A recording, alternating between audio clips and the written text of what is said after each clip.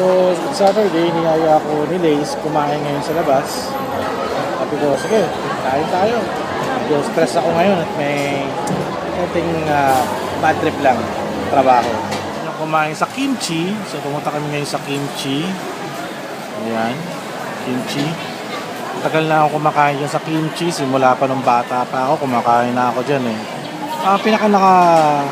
Unang branch na alam ko yung sa Katipunan at saka sa may EDSA, Shangri-La Mall. Pero naman dyan palagi yung kanilang Korean beef stew at saka extra rice. Si Lace. Wala pa yung food natin. Siyempre, sa SM Food Court. SM Food Court, nag-e-evolve na. Dati, parang pangit yung kukuha nila. Ngayon, maganda na. At saka, maganda rito, may wifi.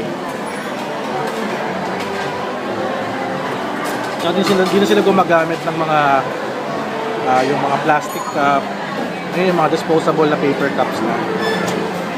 Ito na yung aming food at double Korean beef stew from Hanis Kimchi.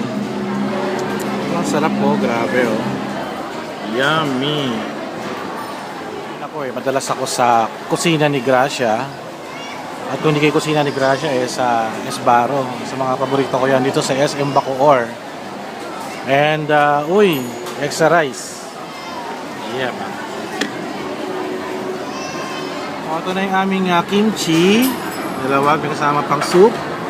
Ito sa Hanis Kimchi. And also, masarap din dito yung japchae. Glass noodles na. Tama ba? Japchae.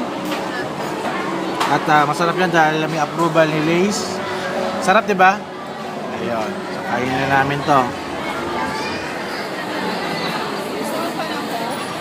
Diyaw ko na.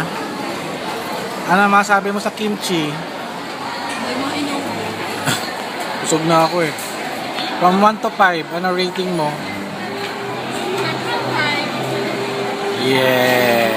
Rating ko ay 5.5. FR hanggang 10. Okay.